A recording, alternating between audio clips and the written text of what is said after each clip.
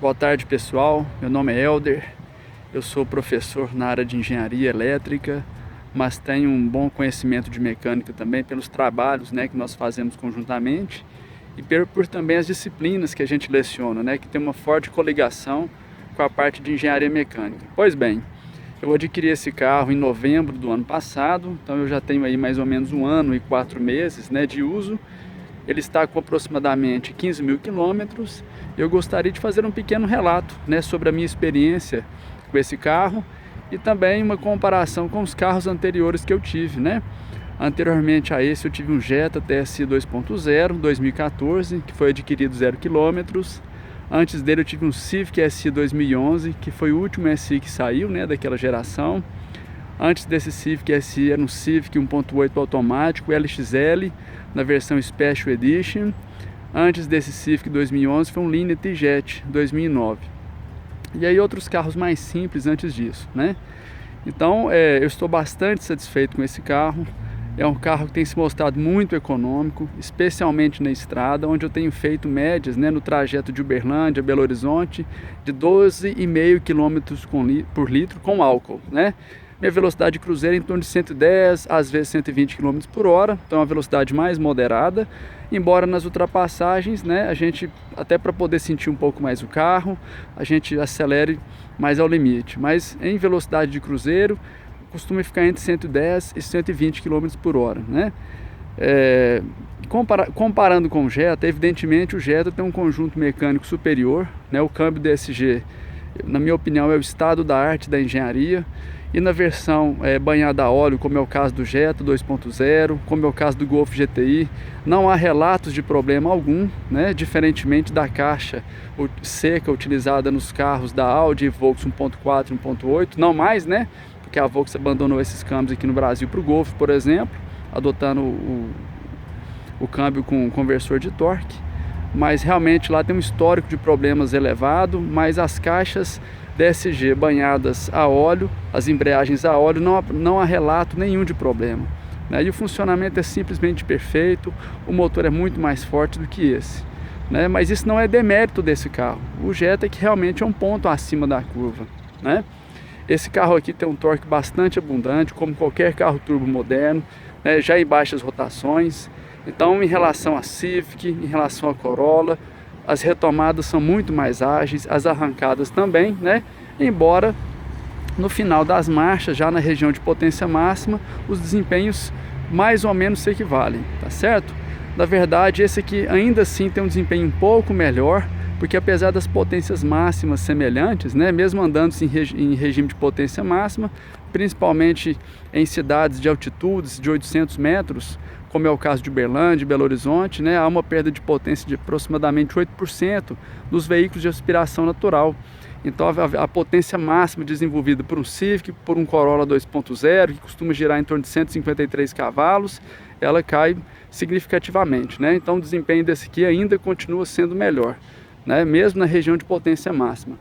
Os únicos defeitos desse carro não só são críticas minhas, mas críticas também de outros proprietários, a impossibilidade de se desligar o start-stop, isso às vezes incomoda, pelo menos a opção de desabilitar isso por parte do proprietário deveria ter sido disponibilizado, porque em algumas situações realmente incomoda.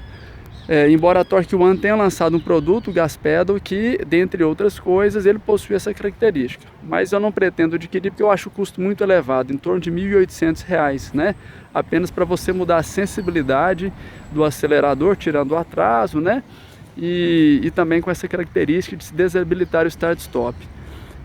Um outro problema que o pessoal tem relatado, e eu também fui vítima desse mesmo problema, são os ruídos internos. Infelizmente, esse carro, mesmo ainda novo, tem alguns grilos, E o pessoal tem se queixado disso. Alguns levam na concessionária, tem sucesso, outros levam e não tem o mesmo sucesso.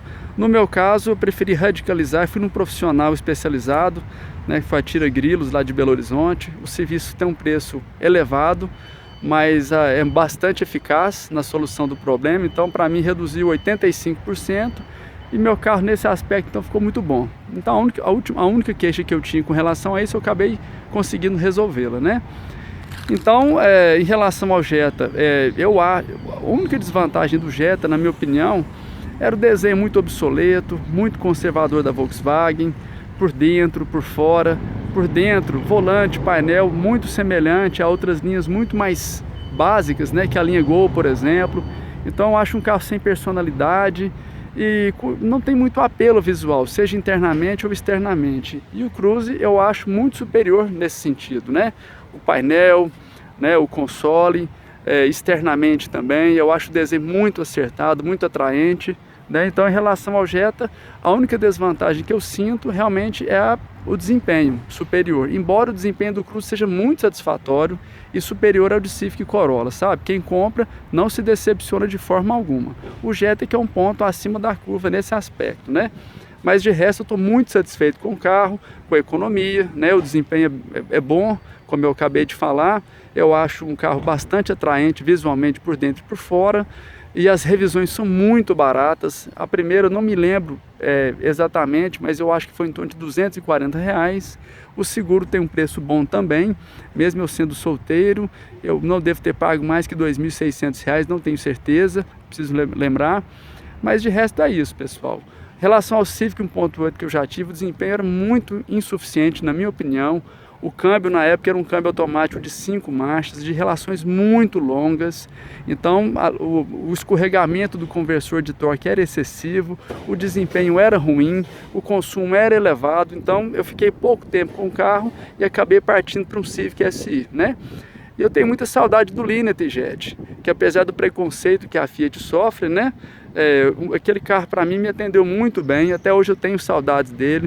O motor turbo não era tão eficaz quanto os de hoje, né?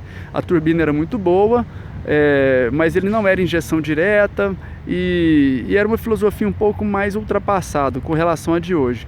Mas na época era o melhor motor do Brasil na sua categoria, né?